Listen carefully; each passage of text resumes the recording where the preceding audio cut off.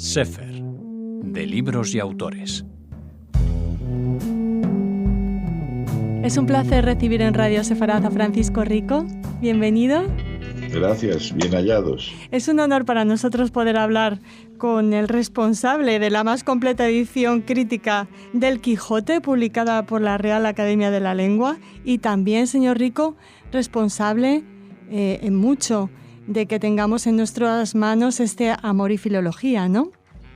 Bien, se había publicado una edición en Estados Unidos muy limitada en una revista y creí que valía la pena publicarlo en español y con complementos de prólogo y otros puntos, anotación de alusiones, y efectivamente así ha sido. Lo ha publicado El Acantilado y es un libro que, aunque en rigor interesará básicamente a los especialistas, tiene el interés de una novela de amor o de seducción, no lo sé, y puede llegar a un público más amplio, desde luego que sí, y ser leído con interés, incluso por quienes nada saben de filología. Por supuesto, hay humor y erudición, y lo que nos dice, una novela de amor que acabó bien. Pues sorprendentemente, para algunos amigos de la pareja que creían, y no daré nombres, claro está, que creían que fue un desastre el matrimonio y que María Rosa fue muy desgraciada, resultó exactamente al contrario. María Rosa fue muy feliz y el matrimonio funcionó muy bien, y Jacob Malkiel, ya viudo, a quien yo traté bastante, dedicó gran parte de lo que le quedaba de vida a editar y divulgar la obra de su mujer. Porque hablamos, son los protagonistas de este libro, María Rosa Lida y Jacob Malkiel. Es un libro de correspondencia epistolar entre estos dos filólogos, entre estos dos especialistas en la lengua y la literatura española, judíos ambos. Sí, y claro, son unas circunstancias especiales. Yo le puse como título a la versión española Amor y Filología, recordando un libro, una novela clásica de don Miguel de Unamuno, Amor y Pedagogía. Sí. Entonces es una historia curiosa. Vamos a ver. María Rosa Lida en 1947 estaba en una situación precaria en Argentina. Era ya mayor, no una niña. Iba a cumplir pronto 40 años. Y con una beca que le proporcionó su maestro y quien en realidad fue su gran amor ignorado por ella misma, Amado Alonso, el filólogo español, iba a pasar una temporada en Harvard. Bien, Jacob Malkiel había llegado unos años atrás a los Estados Unidos, como se dice, con una mano delante y otra detrás, con una gran cultura y saber de cuestiones lingüísticas, pero sin arraigo ninguno en los Estados Unidos. Y él lo que quería era efectivamente echar raíces, convertirse en un eminente científico y un probo ciudadano. Entonces quería casarse con una mujer que tuviera tres cualidades. Primero, ser judía.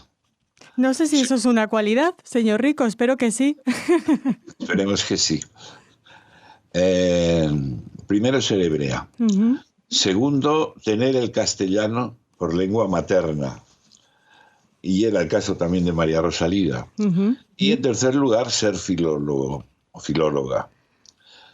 Pues bien, en ese trimestre último del año 1347, acometió levemente en un frente en la propia California, donde él estaba y donde había empezado a situarse, el ataque con una señora que reunía esas tres cualidades. Que no era María Rosa. Que no era María Rosa. No voy a decir quién es, me lo ha contado ella y en cierto sentido es fácil de averiguar. Uh-huh.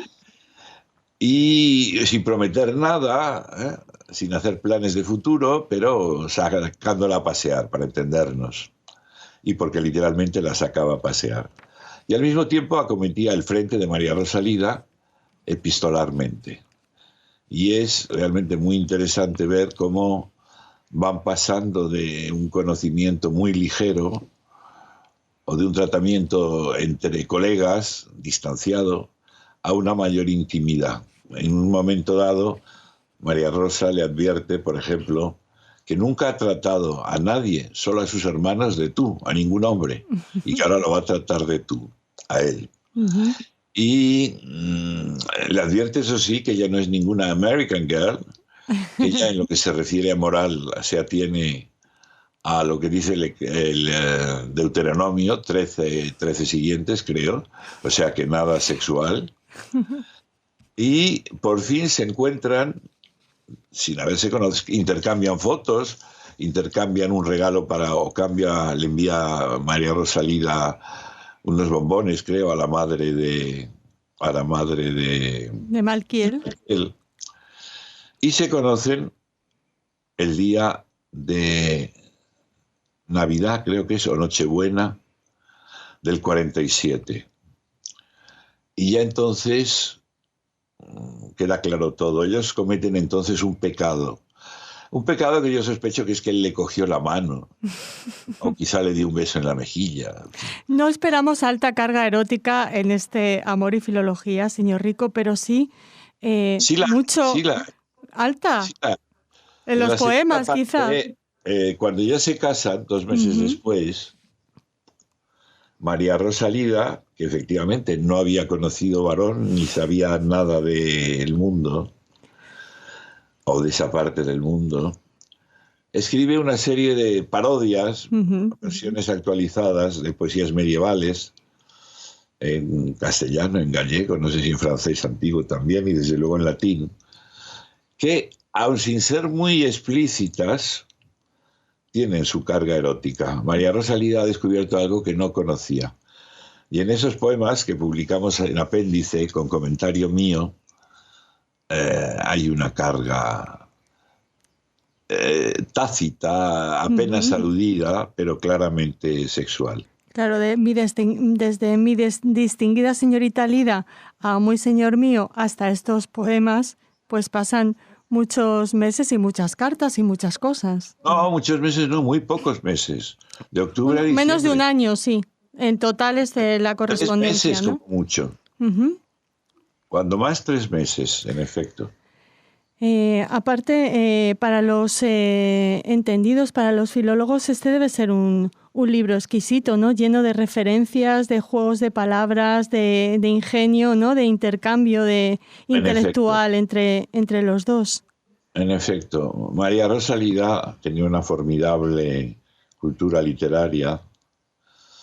Ha sido la máxima exponente en mujer de los estudios literarios sobre la Edad Media y el Renacimiento, y menudea las alusiones a textos y personas y situaciones que no son fáciles de descifrar por el lector laico, vamos a decirlo así, pero que lleva una anotación en el volumen de Valero Moreno que es imprescindible, y porque resuelve todas esas referencias tácitas y por consiguiente añade mucho trasfondo a la lectura. Malkiel era un lingüista, y un lingüista bárbaro en cierto sentido, es decir, muy, muy lingüista y especializado en lingüística.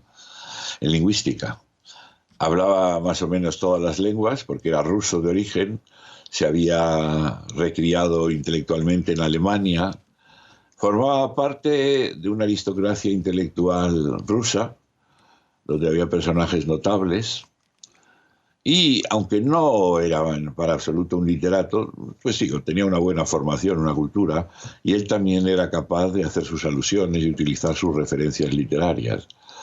De forma que la lectura, para el que tenga un poco de gusto, es realmente deliciosa.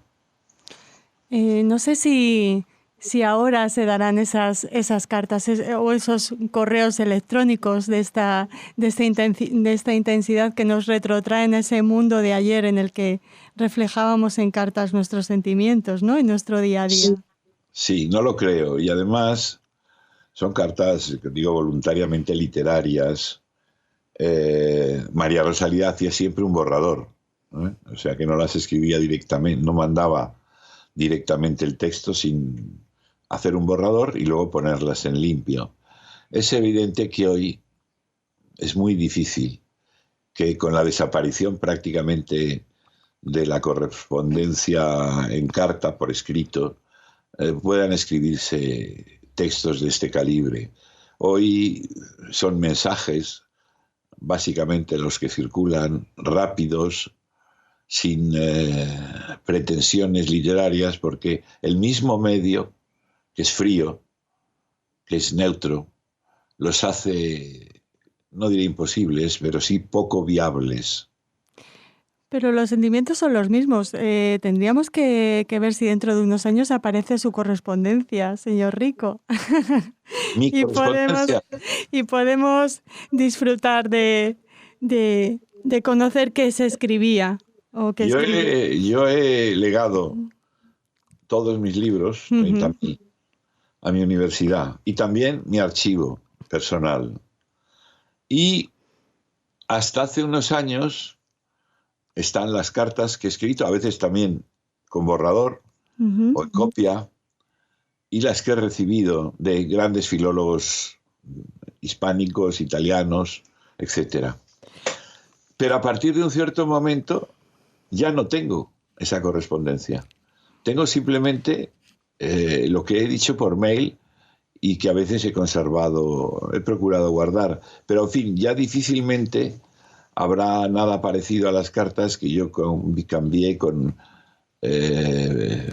por ejemplo, don Antonio Rodríguez Moñino, o Eugenio Asensio, o Giuseppe Milanovic, o Gianfranco Contini, por mencionar solo algunos maestros míos en Italia y en España. Y en esta carta sonora no puedo resistirme a la tentación de preguntarle, como experto en Cervantes y en el Quijote, si usted se aventura por ese camino de asegurar que hay mucha huella judeo-conversa o criptojudía en el Quijote. En absoluto, no hay nada de eso ni cosa que se le parezca.